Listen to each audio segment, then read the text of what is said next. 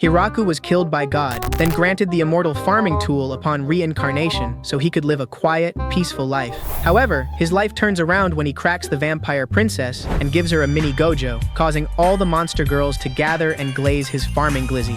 Hiraku and the girls were expecting new residents for the Great Tree Village, so they spent the day preparing. He wondered how to accommodate them, but Lu suggested building a new village. They needed loads of preserved food, so they sent the wolves hunting while the girls searched for a location. They got so excited, they even began practicing welcomes and introductions. In the afternoon, Anne prepared lunch for Hiraku using ingredients that would spoil quickly. That way, they could focus on increasing their supply of reserves. Tia suggested to Hiraku that he bring the girls some lunch while they worked. At the town office, the three village idiots were overworked. Hiraku brought lunch, but they were too busy to eat. Flora, Hakuren, and Lasty were having trouble too, until Hakuren tickled Lasty's nose, causing the lolly dragon to sneeze and trigger an explosion. Hakuren thought that took care of the despicable document. The idiots looked to Hiraku, but he told them not to worry since Flau was bringing in more slaves to help. Moments later, Flau arrived with help from the demonic kingdom, the demon nobility girls. However, they walked into a disaster. Flau thought the paperwork would go smoother with competent noble girls instead of lazy dragons and vampires. Afterwards, Hiraku asked her to share the lunches with them once things settled.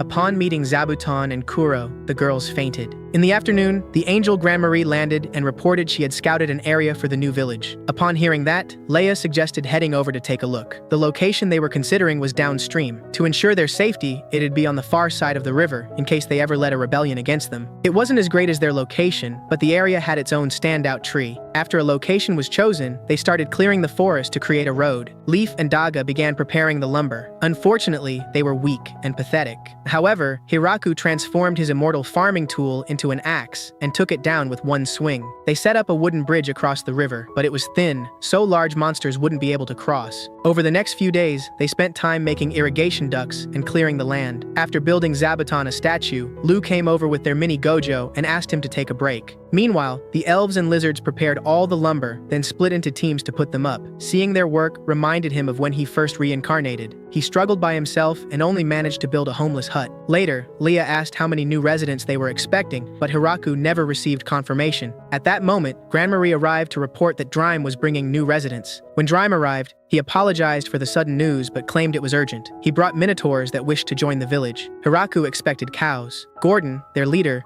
realized he was a shrimp and stepped back. They had been exiled from their village and left to wander until they came across help. Drime found them with women and children and thought it was urgent, so he brought them here. There were 72 of them. They formed a soup kitchen to feed the starving refugees. Narf offered to take care of their needs since he had experience living with them in a previous settlement. Everything looked fine until they realized they couldn't fit in the houses they built. After housing them at the village center, Flau arrived with word that they would be expecting new residents from the demonic kingdom. Outside, a group of half-horse centaurs arrived. Gruwald was of the Centaur clan, kin to Viscount Beeg's chief retainer, a noble of the demonic kingdom. She demanded appropriate accommodations due to her social status. After an explanation, she was outraged they had to wait for housing. The three demon noble idiots didn't know who Viscount Beeg was, so they sent for Latiachi. She arrived and apologized for the inconvenience. Gruwald requested they make arrangements regardless. However, Latiachi reminded her they were looking for refuge and didn't command these lands. She ordered her to reconsider her assumptions. When Gruwald told the village girl to mind her tongue, Latiachi apologized and formally introduced herself.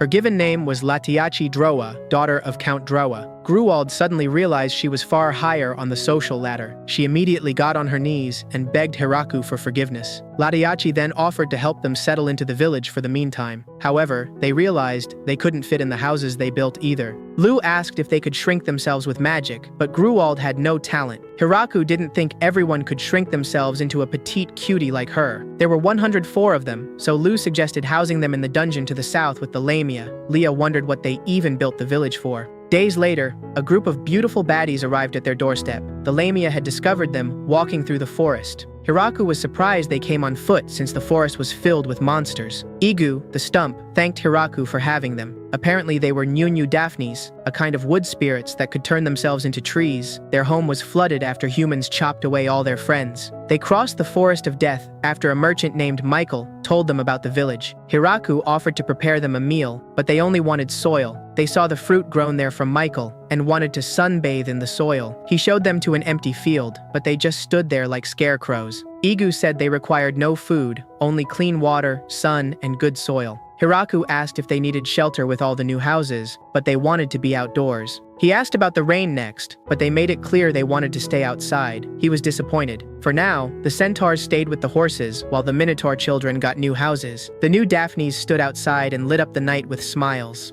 Days later, Hiraku invited representatives from each group to have a discussion, but Gruwald bowed and claimed she was an insignificant piece of dust in his presence. Hiraku told her to relax, but noticed Latiachi holding cue cards on how to address her as a noble. He cleared his throat and called her a peasant, then asked her to raise her head. When he told her he had high hopes for her, she was happy to serve. Hiraku then introduced their reps to help them settle in. Narf would help the Minotaurs, Latiachi the Centaurs, and Mamu would tend to the new Daphnes. He tasked Mamu with this after Sina recommended her for a higher position. Hiraku decided to build them separate villages to make things easier. Leah and the elves found 2 other locations with large trees at the center as well. They planned on constructing roads and irrigation channels to them too. He needed help clearing the forest, so he enlisted the adrenaline-addicted dragons. After transforming, Hakuren asked how much they should burn, but Hiraku ordered them to stand down and use their fists. Lasti went first and obliterated 5 miles worth of trees. Hakuren gave a light kick and annihilated 8 miles, then told Lasti she needed improvement. Hiraku ordered them to stand down again, or they'd lose the entire forest. Lasti chopped wood, and everyone got to work slowly building the roads, while Hakuren fooled around.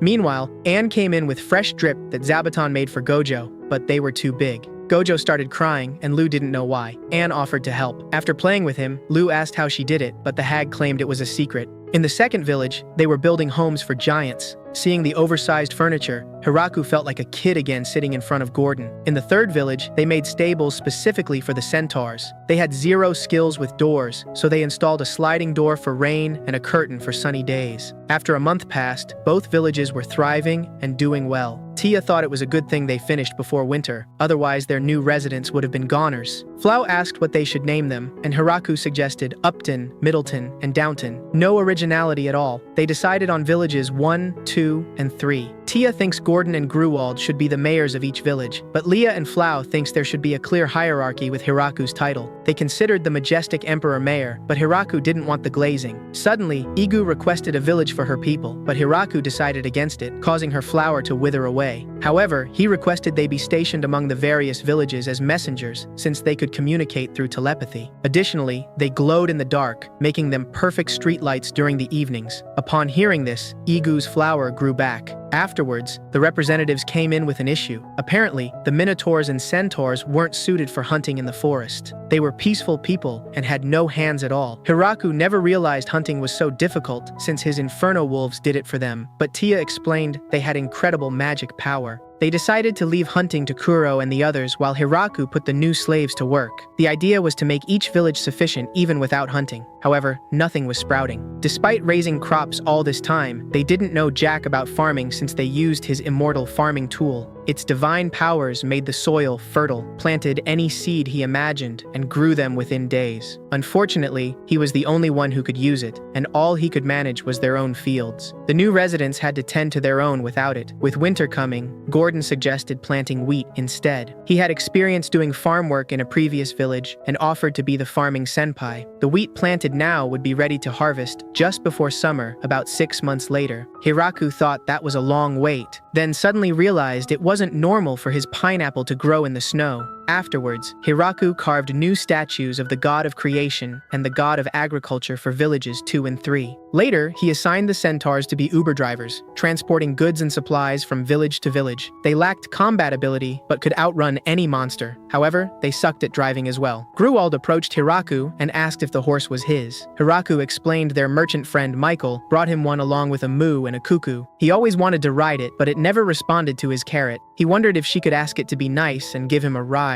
Unfortunately, she didn't speak horse. However, she offered to be his trusty steed instead. When he hopped on her back, Gary suddenly turned around. He dropped his grass. Gruwald gave Gary a devious smirk, and he couldn't believe the audacity. As she picked up the pace, he wobbled and grabbed onto her shoulders, causing Gary to nearly have a panic attack. When she asked how his first ride was, Gary was pissed and furious. Some days later, Hiraku came out, and Gary was ready for his buns. When Gruwald saw, Hiraku patted him, causing Gruwald to grow extremely jealous. Gary smirked and laughed at her. The following morning, Hiraku came out and Gruwald offered a ride, while Gary did the same. She immediately requested he ride her since it was too dangerous to trust some strange wild beast. He claimed it wasn't wild, but Gary tried to bite her finger. Hiraku didn't want horse beef, so he offered to ride one every other day. Meanwhile, Mamu eagerly asked Igu if there was anything they needed, but Igu was just sunbathing. Hiraku hoped each village could be self-sufficient, since relying on the farming tool too much would leave him worried about their future. He wouldn't be around forever. However, Lu reminded him they were all there together, and there was nothing to worry about. Winter had arrived, so they took a step back from farming and enjoyed themselves. The representatives came in and informed Hiraku they were using less than a third of the food they estimated for winter. Apparently, the new residents were so used to eating like peasants, they ate as little as possible. Hiraku suggested asking them to eat the meat and vegetables that would spoil soon, guilt-tripping them into eating more. Later in the day, Anne had a fresh batch of rice steamed up for Hiraku. Tia and Lu stepped in from the smell, then asked if they were making rice balls. Flora thought it was clear they were preparing to ferment something, but Hiraku had other plans. He took them outside with a mortar and pestle to make mochi. The girls asked what that even was. Leah remembered growing rice was complicated, but there were many ways to eat it. Hiraku explained he grew this rice specifically for mochi. Anne prepared the mortar, while Hiraku pounded it down with his hammer of justice. The girls watched and thought it looked bizarre, then offered to try. Leah used magic and went first. Lu went next and outdid her. Tia, the angel of annihilation, annihilated it. Lasti gently formed it, then squeezed, causing an atomic explosion, but instead formed it into a dragon crystal. Everyone in the main village heard the commotion and rushed over to take turns. Flora even offered to blow it up with a potion before Anne destroyed the mortar. They made 3 flavors: a smashed edamame taste, classic roasted soy powder, and sugary soy sauce flavor. They boiled red beans to make zenai as well. The girls loved the mochi, while Flora ate the red bean soup. However, she immediately burned her tongue. Moments later, Donovan arrived with sacred booze he brewed for everyone to try. He had finally created sake, and the alcoholic girls were eager to drink it. Flora finally got a taste, while the others got wasted. Mochi pounding became a form of winter exercise for the villagers, and Gordon became the heavyweight champion, while Gruwald was utterly useless. Some days later, one of the Demon Lord's 4 generals, Gratz, arrived in the village and proposed to Ronana. Apparently, Gratz requested Bezel, Flau's father, and another of the Demon Lord's generals take him to the village. He was curious about the village with enough power to destroy the entire world. He wouldn't budge, leading Bezel to bring him. However, he fell in love at first sight with the Minotaur melons. Gratz approached and revealed Ronana said he must ask Hiraku for permission to marry her. Hiraku asked for a moment, then consulted with the 3 demon noble idiots and Latiachi. It wasn't normal at all for demon nobility, but Latiachi thought it was beautiful. A noble man and a girl from a peasant village falling in love, but at the mercy of the evil mayor. Hiraku said it was important for what she wanted. If she refused, he'd have to decline. Gratz concluded he must force her into submission, but Hiraku declared he couldn't use force, manipulation, or violence. After returning to the demonic kingdom, the metalhead simp was overjoyed. He suddenly claimed some village peasant might be trying to steal her away at that very moment, but Bezel thought he was a pathetic beta. During dinner, Hiraku thought having seaweed would make their rice balls more official. The girls had no idea what it was, so he explained it grew near the seashore. Since it came from the sea, Flau suggested asking her merchant friend from the demonic kingdom, and Lasti offered to fly her there. A few days later, Michael arrived, thanking them for their continued patronage. He'd travel through fire and ice just to do business with their village. He informed Hiraku they didn't consume seaweed, so he wasn't sure if what he brought was correct. Since he made the trip, Hiraku decided to try it anyway. He began by chopping it up, then separated it in water and poured it onto a wooden frame. They thought it looked like garbage they could find outside. Afterwards, he ordered the battle-hungry wives to dry it with magic, and they felt accomplished. Once shaped, Hiraku added heat to crisp it up. After they were ready, he wrapped the rice balls and took a crunchy bite. It immediately reminded him of his motherland, Japan. All the baddies loved it and ate with a smile. They made mochi wrapped in seaweed next. Michael tasted it and offered to process the seaweed next time in exchange for ingredients to make the mochi. He was trying to get filthy rich off them again. He then asked about the sacred booze, but like last time, they threatened his very life.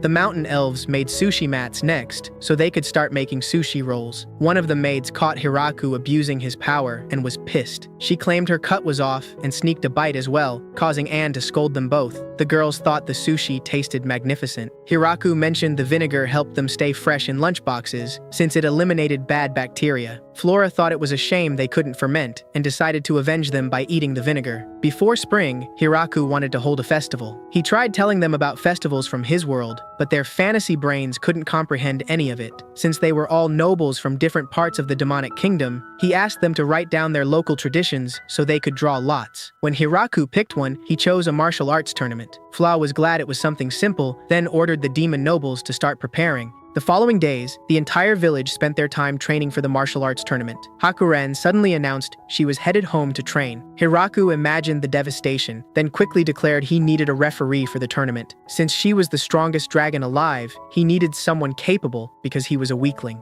Moments later, Lasti came over and announced she was headed home to train as well. Hiraku imagined double the devastation, then declared he needed 2 referees since he had no talent for fighting. After agreeing with his logic, they claimed they still wanted to fight, so he settled on them having a mock battle instead. Lu diabolically laughed and said she'd beat the crap out of Tia this time. Tia thought that was funny since she never managed to before. Hiraku suddenly remembered they put their beef aside to get cracked by him. On the day of the tournament, the seats were packed and the kids enjoyed tasty food. Yuri, the Demon Lord's daughter, thanked Hiraku for inviting them and introduced her father. Yuri told Galgardo there was no need for excessive formalities, causing him to greet Hiraku like an excited unk. At that moment, Hakuren arrived with her father, the Dragon Emperor Doze. Yuri asked if that was the legendary dragon, but Galgardo pathetically shied away. Grand Marie announced their first martial arts competition, and the crowd went wild. It started with the first half, where anyone could join. They drew lots for one-on-one battles. To win, they either had to knock their opponent out of the ring or land a decisive blow that unraveled their magic-infused headband. The first match was the clerk Rosalind against the beast woman Mamu. Mamu charged in fiercely, but Rosalind pushed her back. Hiraku was impressed and thought they'd be fighting with sticks. Mamu dove in with a Bruce Lee kick, then jumped up and aimed for her head. However, Rosalind disarmed her sword and took off her headband. In round 2, one of the demon girls launched fire magic at Donovan, but it had no effect, and he gently placed her out of bounds. In round 3, the demon girl put up a barrier and got ready for Gruwald's penetration, but she ran out of bounds like an idiot. In round 4, Igu launched the alcoholic Rimuru out of bounds for the W.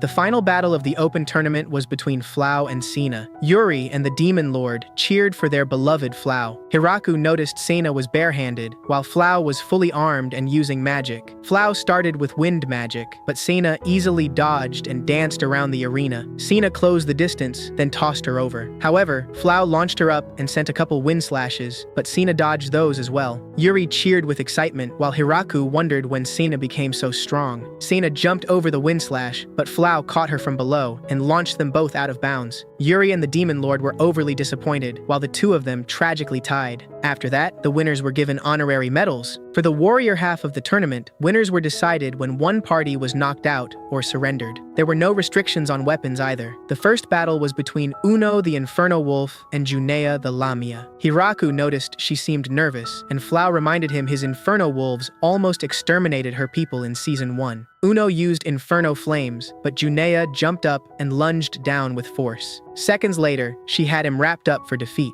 However, he unleashed his aura and transformed into his true form. She surrendered immediately. Hiraku never knew his dogs could do that, but Flau revealed legends of Inferno wolves capable of wiping out whole towns. The next round was Zabuton's son, Makura, versus Daga, the filthy lizard. He approached Hiraku days before. He was round, so Hiraku named him Makura. During the fight, Makura just ran away and dodged the whole time, giving Daga the upper hand. However, he was suddenly caught in webs and had to pathetically forfeit. The next round was Ya, the mountain elf, versus Garf from Howling Village. He closed the distance and almost took off her head, but Ya charged up her Thor's hammer for the kill and smashed his face in, but he still landed inside the arena. Disappointed, Ya immediately surrendered and gave up crying. Next was Grand Marie of the Three Killer Angels versus Leah, leader of the High Elves. Moving forward, the out-of-bounds rules no longer applied. Leah pulled her arrows and transformed into the wind, sending shots at Grandmarie. She deflected the arrows, then dodged the rest. When Leah started moving faster, Grandmarie complimented her on hiding herself, but said she could see everything. She flew upward, but Leah jumped as well, then Leaf hurricaned her to the ground. Leah threatened to break her arm if she didn't concede. However, Grandmarie claimed she was lighter than her spear, then started lifting her up. Leah couldn't let her win, then activated her seal and cooked them both with lightning. She tried to get up to claim her W but collapsed too,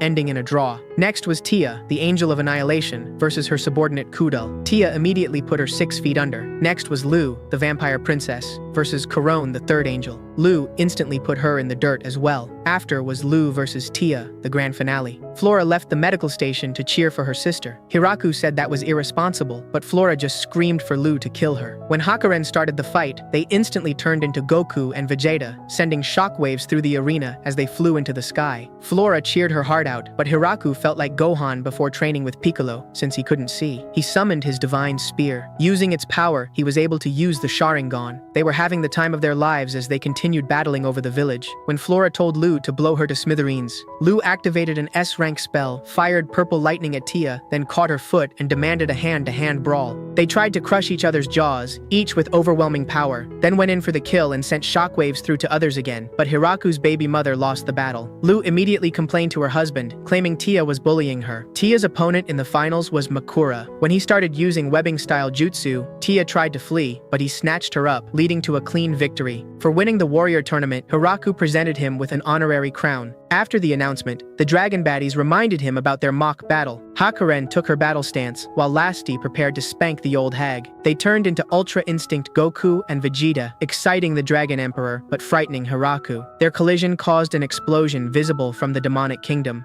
Before the devastation, Lasti cracked her jaw, but Hakuren ended up winning anyway. Lu scolded them for obliterating part of the forest, while the others got wasted. Doze was overjoyed seeing his daughter win, and asked Galgardo for a sparring match, but he thought Doze was insane. Flau asked if they could do it again, but Hiraku refused. The following day, the kids ran over to inform Hiraku there was a group of whack jobs waiting for him. Hiraku arrived to find 2 lunatics bowing to his statues. The progenitor of all vampires greeted him. It had been a year, but he couldn't tell since he was 2,000 years old and constantly erased parts of his memories to remain young. After introducing him to baby Gojo, Hiraku asked if the woman with him was his wife. Fushu immediately denied being his wife since he was a freak. She was a Koran priestess. The Koran religion was a combination of all the gods and religions they worshipped in these lands. In fact, the progenitor himself led the crackpot cult. Apparently, the great priestess Fushu was also of great stature. Parades were held to celebrate her mere presence. However, she came bearing a request. She asked that they save her son's life. Their village was home to Lu, the leading authority in the study of medicinal herbs, as well as Flora, her little sister, famed seeker of knowledge and unmatched apothecary. Hiraku didn't know she was that famous, but Flora was a genius herself. The educational books she wrote were used as texts in every school of magic. Upon learning of his illness, she thought he was cooked. It was a combination of the most complicated illnesses imaginable. Every healer she visited said the same thing. However, Lu felt they couldn't turn her away. She ordered Hiraku to gather all the ingredients listed while they locked in and got to work. He had Leah and the elves enter the forest for a walking mushroom, then asked Tia to find the holy drop flower. For the dragon's tear, he instructed Hakuren to tickle Lasti's stank feet until she cried. After a spanking, Leah and the elves returned with the walking mushroom, which apparently whooped them in a battle. Hiraku came back with a rare plant from Michael and the items everyone else gathered. Many researchers died trying to procure this plant. Flora immediately yanked it from the dirt, but it released a gas with the odor of dead bodies. Their experiment continued for days, while Fushu remained praying from day to night. After blowing up Flora's home, they finally produced a cure. She thanked the two of them and promised to repay them one day. Before departing, the progenitor said he'd be back in 10 years, but Hiraku thought he was mad. Days later, the Beast Girls tended to the crops when they noticed an unfamiliar tree. They informed Hiraku, and when he arrived, he remembered planting random things with the farming tool as an experiment. Due to his lack of organization, Flau suggested keeping track of everything they grew. Sina found a couple hatched nuts that fell from the tree. Upon seeing it, Hiraku realized they were walnuts. They needed a special tool to split them open. However, Tia cracked one open with brute strength. Sina found another nut, and when she split it open, it was an almond. They found some weeds next, and the girls thought they were taters. However, Hiraku pulled them out and revealed ingredients for peanut butter. Hiraku suddenly remembered he made this field because he wanted a bag of mixed nuts. Since this was the nut field, he was confused about what that tree was. They took a closer look and thought it must have been something spicy. Flau crushed it and discovered cashews inside. Hiraku never expected them to grow so ugly. Once roasted, Flau suggested opening up trade in the demonic kingdom. One day, a slime that purified their water fell into a wine barrel and became a liver failure advocate. Ever since, it showed up at every event to get hammered with the girls. Hiraku decided to test a parachute in case he ever fell off Lasti or Hakuren's back. Hakuren asked why he didn't just land on the ground like normal folks, but Hiraku thought he was the normal one. Suddenly, Wine Slime came over and offered to be their test monkey. Out of respect for the alcoholic Rimuru's bravery, they let him have a test flight. Hiraku didn't think it cared about anything except getting drunk. Instead, it got bored and jumped off to get more sacred booze. At the Mountain Elves' workshop, Hiterto approached Ya to discuss their production plans. But Ya was a first-class idiot, and everything she made failed. They grew up together, and she was meant to take the lead. However, she felt more suited as a supporter and declined, leaving Ya with leadership of their tribe. After enduring many hardships, they were taken by Hiraku to get cracked with Leia and the other elves. Here, they weren't homeless, had steamy baths, and fresh foods. They were grateful. What she focused on was showing Hiraku how they benefited the village. Fortunately, due to their dexterous nature, they made significant contributions. What mattered most was their relationship with the mayor, the village's most important glizzy. As far as she could tell, he treated everyone equally. However, it would serve them well to earn his favor regardless. Thankfully, Lady Ya was able to glaze him properly daily. One day, Ya expressed her feelings for the mayor, and Hiterto offered her help in earning his favor. In the trenches, Ya spent 100 days lifting boulders, using heavier rocks each day. Hiterto said she didn't need brute strength to catch his attention. Ya was confused and thought that was how they rizzed up males of other species. She dropped to her knees and admitted it was because all the other residents were insanely powerful. She felt they couldn't compete. She finally understood, so they went to Hiraku to demonstrate their appreciation. However, Ya threw the plan out the window and began squatting more than Sung Jin Woo. After almost killing him, Ya decided to use her secret weapon, but Hiterto said those melons were mini compared to Hakuren's. Some days later, Zabuton and Kuro's kids caught a group of angels and harpies charging toward the village. Grand Marie reported that they needed help patrolling the 3 new villages, so she set off to visit angel settlements and acquire more soldiers. Instead, the daughter of an angel leader gathered forces and charged for the village. Her name was Kiabit. She demanded to know why she was still tied up, but it was because she charged in like a maniac and alerted the security squad. However, she claimed she meant no harm and only wanted to preserve the pride of her people. They were a superior race, yet one of their own lived a life of utter depravity here. Hiraku asked if that was true. Grand Marie explained its definition was different in their culture. They weren't supposed to drink sacred booze or sleep in proper beds. Additionally, Kiabit said she hadn't performed the trial to claim a husband. They ignored her and stepped aside. Grand Marie explained the angels were a race of women. They had to breed with other races to become baby mothers, but whoever they chose had to pass a trial to test their worth.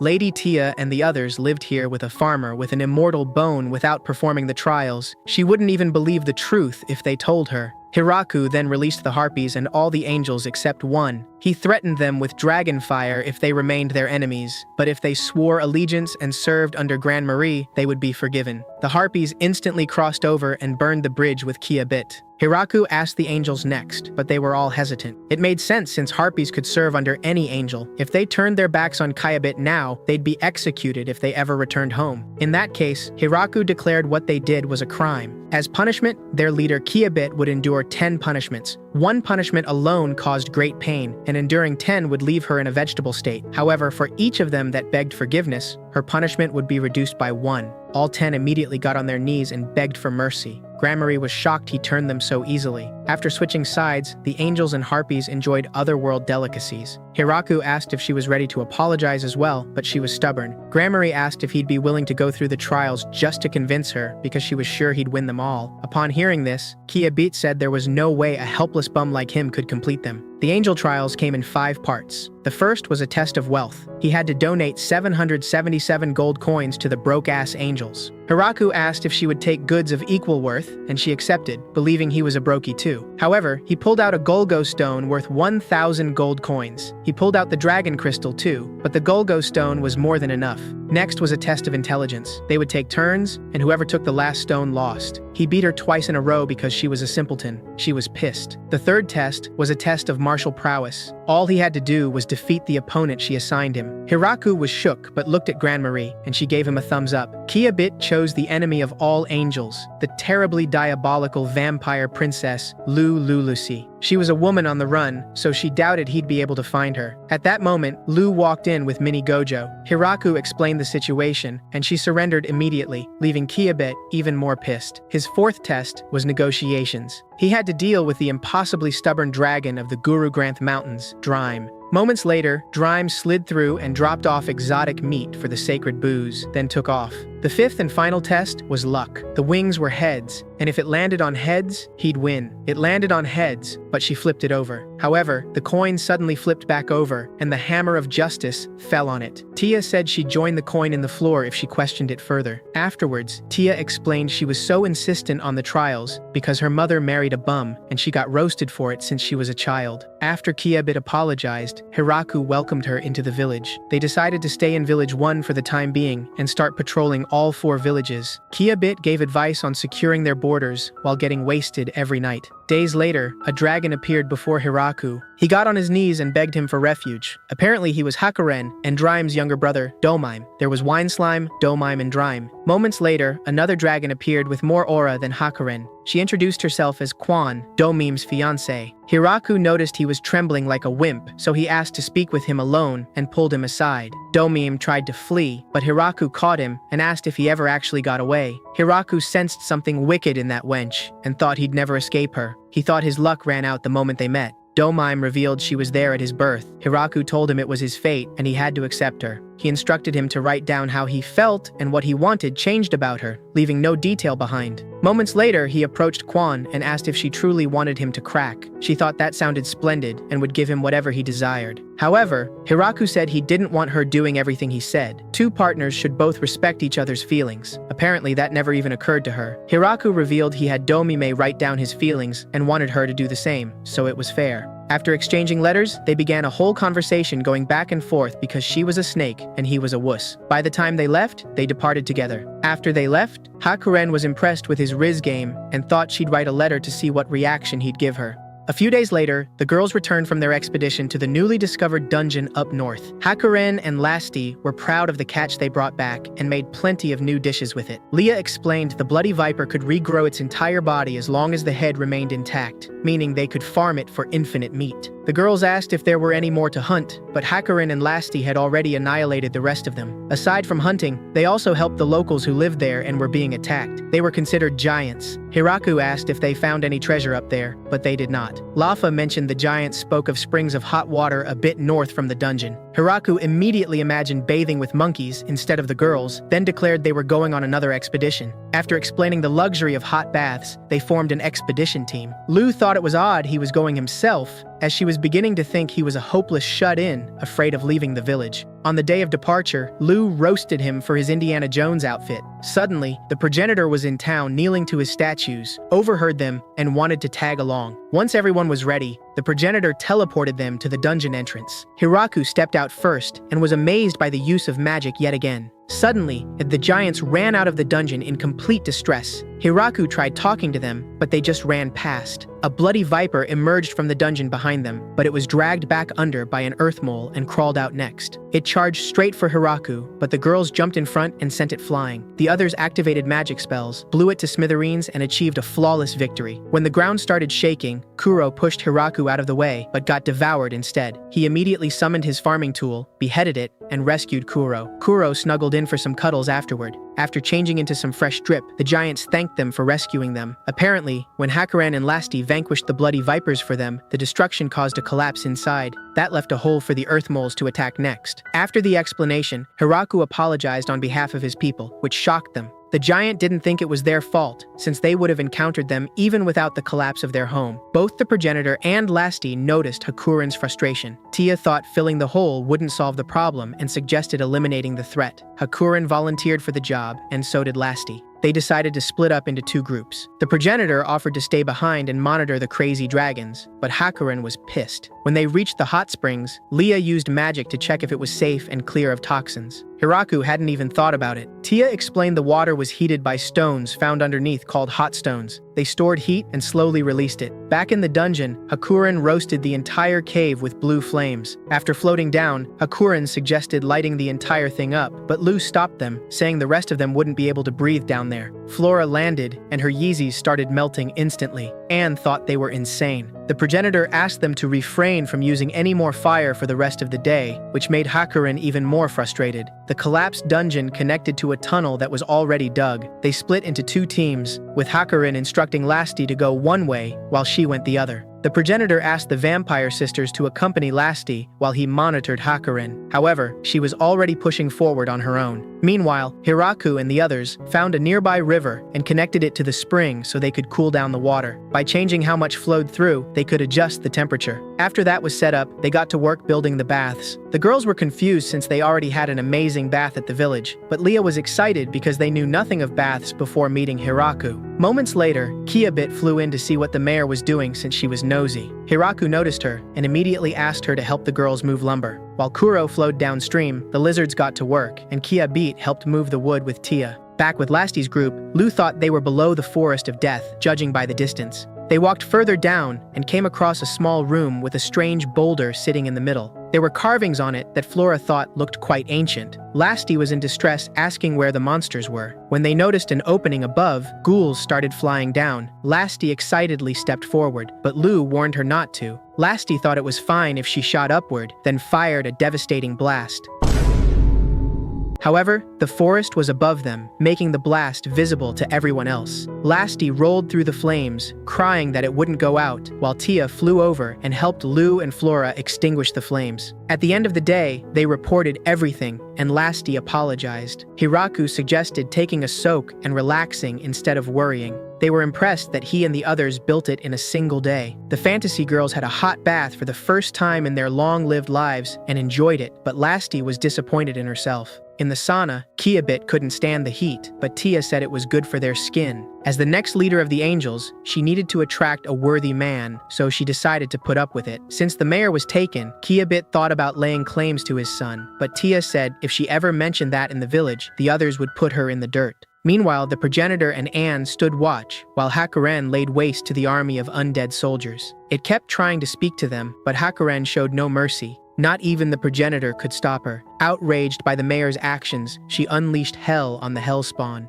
By morning, Hakuren's team returned from the underground survey. The progenitor reported there was an army of undead, but Hakuren kicked the hell out of them. He tried to learn where they were coming from, but it was no use. All she left behind were piles of ash. After all that, she fell asleep in Lasti's lap. However, they also brought back a small child. Apparently, she was the leader of the undead cult. She was originally an undead, but Hakuren kicked her, unleashed her fiery breath, and cooked her. Instead of being purged, it left her like this. Afterwards, she lost all her memory, so he brought her back here. Hiraku asked what she'd like them to call her. Her response was Urza, and she remembered nothing. Centuries ago, the Lord of Death awakened from her long slumber. She no longer remembered who she once was. Whatever awakened her gave her one order: to break the seal of this land. Using her powers, she created an army and ordered them to dig endlessly. For some reason, she felt the seal was in this direction. Sometime later, they reached an ominous black stone, but she felt it wasn't the end. They continued digging until they found a cave filled with dead soldiers. She reanimated them, and they began digging as well. Eventually, expert monster diggers joined them. They continued for decades until they found the next black stone. However, one day, a monster appeared and annihilated her entire army. When she woke up, she remembered nothing except that the lady with the horn and the tired man took her out of the cave. One thing she knew for sure was that she hated the woman with the silver hair. Hiraku decided to let her stay in the village and introduced her as Urza. Her name reminded Kiabit of the hero queen from long ago, Urbraza, whose shining jewel-like hair changed color as the sun passed through it. In the bath, the progenitor explained the tunnels and the black stones, suggesting they seal everything off for the giant's safety. While Anne washed Urza, Hakuren and Lasti came in, but Urza gave Hakuren a mean look again before running away. Later that afternoon, Kiabit announced she was heading to the kingdom of Garlet. She had priestess work there. She held such a high status that even kings called upon her to crack, and with that, the annoying hag was gone.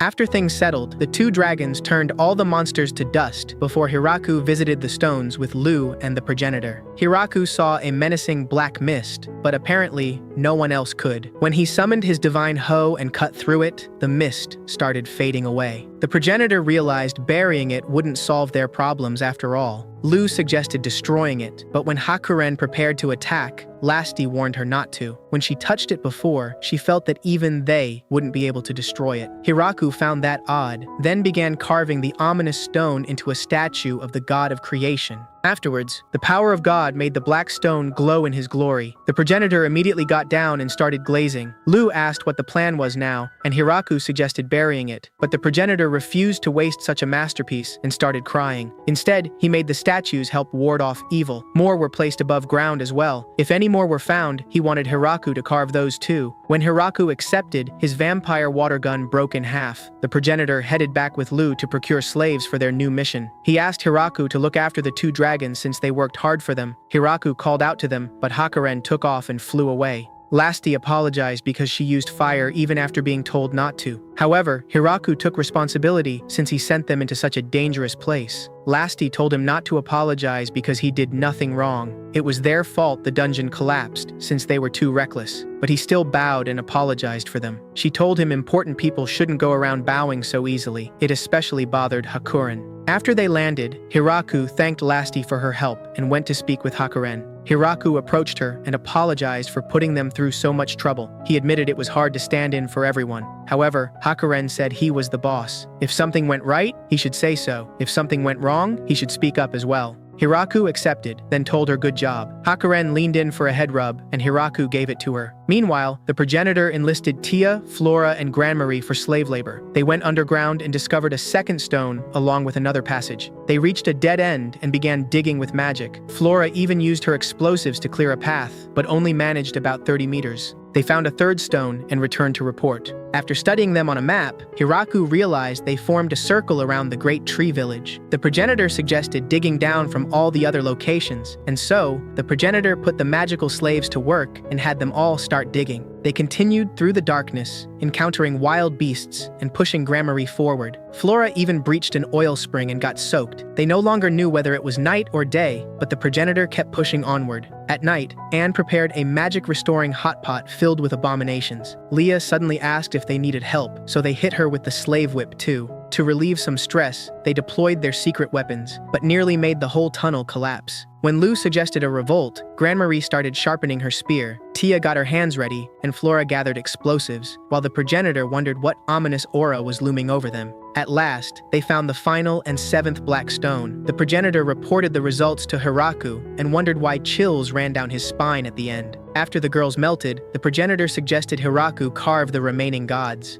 When they returned from the hot springs, they threw a feast for the expedition team. Tia admitted she planned to put her fist through the progenitor's head, but Flora was just glad to get wasted. The front lines had calmed a bit, so Beazle brought Gratz back to see his minotaur melons. Randon, one of the Demon Lord's 4 generals, got drunk with Drime, but when they bumped pints, a drop of wine spilled onto Drime's tie. Randon immediately got on his knees and begged for mercy. Beazle apologized on his behalf, but Drime thought they were good boys and excused them. Hiraku thanked the progenitor for his hard work, and he claimed he worked to the bone. When he asked about that odd creature, Hiraku explained it was the wine slime, but he was actually talking about the cat. Apparently, it was already there when they got back, so Hiraku assumed it belonged to someone in the village. It also had no problems with Kuro or Zabuton's families. Eons ago, the Archfiend was defeated by the gods and fled to Earth, where he waited tens of thousands of years for his powers to return. One day, he was finally ready to take revenge on the gods, but suddenly felt something pierce his very soul. One of the stones meant to seal him away suddenly grew stronger in the image of God. He had spent years releasing his power through tiny cracks while plotting his revenge. Suddenly, he felt it again, as another statue was transformed. Once all 7 stones were carved in the image of the gods, he awakened as an ordinary domestic cat. His only choice was to submit. Later that day, Urza begged Anne to play with her, but she had chores to do. Hakuren was still angry that Urza didn't like her. She swallowed her food and offered to play with her instead, but Urza only gave her another mean face. Frustrated, Hakuren declared she was going to bed. Even though she lost her memory, Urza was as lively as could be in the village. She feared nothing and quickly adapted as if she had been born there. When Urza met Lasti, she became interested in her big horns, making Hakuren extremely jealous. Lasti transformed into the diabolical dragon, Lastis Moon, and Urza thought it was so cool. Hakuren got an idea and transformed herself too, but Urza wasn't impressed at all. Meanwhile, Hiraku asked the maid if she had seen Hakuren since the kids from writing class were looking for her. However, she revealed they were studying on their own today because Hakuren was sleeping like a bum. Hiraku realized it still bothered her that Urza didn't like her, and figured it was because Hakuren beat her up when she was still an undead.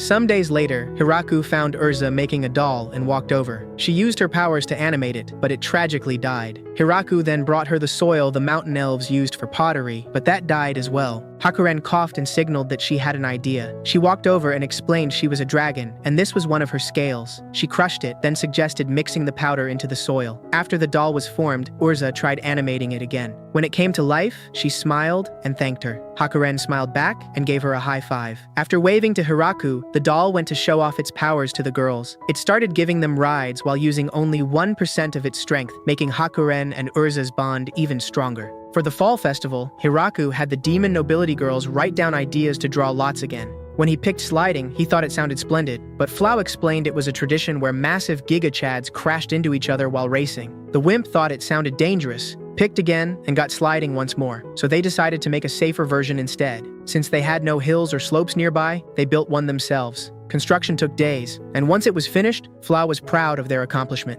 Before long, the festival began. The rules were simple. Contestants would slide down from the top on boards, then launch from the ramp at the edge of the hole. The goal was to travel the greatest distance. They assigned baddies as the rescue team and distance keepers. Since everyone would be landing in water, Zabuton got to work making a bunch of bathing suits. The first contestant was Ronana from Village 2. She struggled to slide, and when she finally went down, she tragically stopped from a lack of speed. Ronana tried again and drove straight into the water, revealing wet minotaur melons when she emerged. Flora went next and pulled off an incredible flip, but unfortunately, she didn't travel very far. Kuro followed but didn't care about the results at all. Daga went next and surfed across like a surfer bro. Flau imagined it would become the top record. It was Tia's turn, but she flew off the board and was disqualified for cheating. Lu said cheating was unbecoming, then flew into the air and skimmed across the water like Daga. The next contestant was Sina. However, she was troubled because the bathing suit was too revealing. Hiraku thought that was odd, since she was always swanging them around. Sina competed anyway, and afterward Flau asked for a round of applause for her courage. The three village idiots went next, and barely cleared any distance since they went together. After climbing out, they forced Latiachi to go too, but she couldn't swim at all, so they put floaties on her. After sliding down, she almost drowned. Once she got out, Latiachi forced Flau to compete next. She grabbed the mic and started glazing Flau as she stepped onto the platform. Flau used wind magic to shatter the high score, but Hiraku called it cheating, leading to her disqualification. Once Flau returned to the mic, it was Lasti's turn. She launched straight into the air for a massive dive, and Hakuren clowned her for only going straight up. After everyone finished, Flau announced Daga as the winner, but Hiraku revealed there was one final contestant. It was Zabuton herself. She slid down and turned herself into a Beyblade, spinning through the air with ferocity. Just like that, Zabuton cleared the entire course and shattered Daga's record. Afterward, the villagers lined up in hopes of breaking her world record. Days later, Lu rushed over after hearing Gojo was standing. While Hiraku held him, she remembered the day he was first born. Later, Urza asked why Gojo didn't speak, but they explained he was still too young. Everyone started arguing over whose name he would say first. However, when Anne lifted him up, he suddenly said her name, brightening up her life. She thought it was an honor greater than she deserved. Anne set him back down to see who he'd approach next, but when he walked over to Zabuton and said her name, she immediately wove him an outfit fit for a prince. Peasants then flocked from every village hoping he might say their names too. That afternoon, Fushu arrived with new residents in return for saving her dying son. Hiraku noticed they were nervous and reassured them they were all welcome. After dropping off the unwanted orphans, Fushu thanked them once again and departed.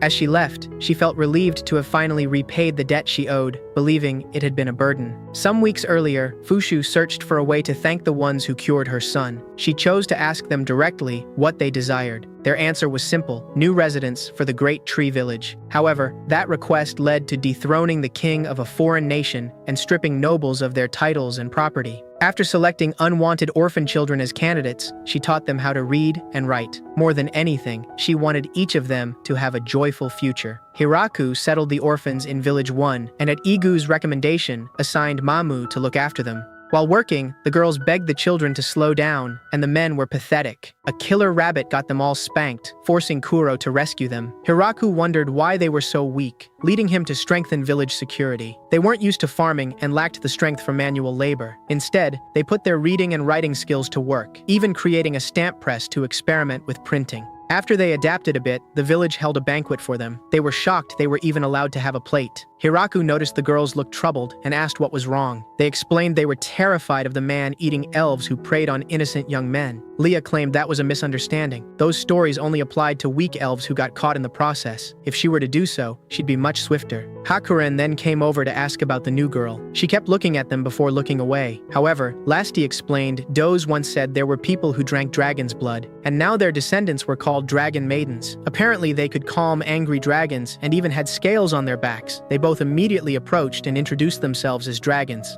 While on the platform, Hiraku noticed something floating in the distance, but it was too far away to make out. Lu handed him a telescope, and when he looked through it, he saw a castle resting atop a boulder shaped like an ice cream cone. Back in the village, Tia informed everyone it was moving closer. Grandmarie asked if it was the castle of their people, but Tia wasn't sure. Hiraku wanted to go up and take a tour, but Lu thought it might be dangerous. Moments later, a demon named Kuzuden made an announcement to the lowly humans. He declared the castle above belonged to him and that they were now his enemies. As he declared war, Hiraku summoned his divine spear and launched it straight at the castle, barely grazing it. His spotter told him he needed to aim a little higher. However, Kuzuden immediately got on his knees and begged for mercy. According to Kuzuden, the floating fortress was called the Sun Castle. During the war between humans and demons 1,000 years ago, it served as the home of the demigods who sided with humanity. After a grueling war, the demons drove them out and claimed the castle. Kuzuden was a descendant of the demons who had lived there ever since. The castle moved automatically and suddenly announced it would aid humanity under an ancient pact. Hiraku asked why Kuzuden showed up and declared war. He admitted he thought it was a once-in-a-lifetime opportunity and wondered if he could pull it off. Tia immediately suggested shooting the castle out of the sky. After discussing it further, they learned the castle was infested with monsters. If they destroyed it, the monsters would rain down all around them. Since Hiraku didn't want a castle hovering overhead, their only option was to head inside. Tia volunteered herself and the angels, believing they might have to take control of the castle. Apparently, angels were once known as demigods. They changed their name because the ancient angels oppressed and tried to enslave everyone. They were surprised anyone still called them that. They split into two groups. Unit 1 would enter from below, while Unit 2 infiltrated from the top. Hiraku established the command center for the operation, while Hakuren and Lasti flew everyone into position. He spent the time playing with the children, while the others tore the castle apart. Explosions echoed from the lower cone. The castle tilted sideways for a moment before correcting itself. After everything was over, they returned with Kuzuden and made him strip and apologize again. Hiraku had food prepared since he knew everyone would be hungry. Kuzuden couldn't understand how food could taste so good. They couldn't leave the castle because of the monsters, so they survived entirely on dungeon taters. It was the only thing he had eaten since the day he was born. Hiraku felt sorry for him and offered more food, along with plenty to take back to his peasant family. Tia reported they needed more time to fully secure the castle. Kuzuden suddenly asked about the demigods with them, but Tia threatened his puny life. He was to call them angels because the demigods were extinct. The following day, Hiraku received a signal from Hakuren telling him to aim his spear at the rocks. After he launched it, the rocks crumbled away, leaving the ice cream without its cone. Hours later, Hakuren returned to retrieve Hiraku since they were almost finished. Upon arriving, Kuzuden came out to glaze his glizzy. They entered the throne room, where an orange crystal asked if he was to become their king. It was the spirit that controlled the castle. Before obeying anyone, it first had to accept them as its master. Kuzuden had been trying since birth, but was never accepted. Truly pathetic. The crystal declared it would only recognize a leader born among the chosen people of the demigods. Hiraku turned to the others, but they denied having any connection to the demigods. Hiraku asked if the angels could simply take over instead, but the moment he called them demigods, they crushed his skull and declared the demigods had long gone extinct. Terrified, he immediately named Kuzuden the new leader and declared any future demands should go to him. According to the crystal, whenever dragons gathered around a dragon maiden, the Sun Castle began moving to lend them its power. The massive stones below were created by the demons in an attempt to stop the castle. They planted monster eggs inside them, but those same monsters ended up trapping the demons instead. With the problem solved, they took time to tour the castle. The demons living there were frail and weak, but the dream demons were thick and juicy. Apparently, they weren't starving because they fed on the love within the other demons' dreams. On the way up, Hiraku noticed a small opening, so they went to investigate. They found a vase sitting in the middle of the room, and when Hiraku tilted it, he uncovered Diddy's secret lair. Inside was an ordinary room containing another vase. After entering, they somehow exited into the front plaza. Hiraku thought it was strange they used the same trigger in the inner room as they did at the entrance, since anyone could recognize it. He turned the vase again, and the platform beneath them descended like an elevator.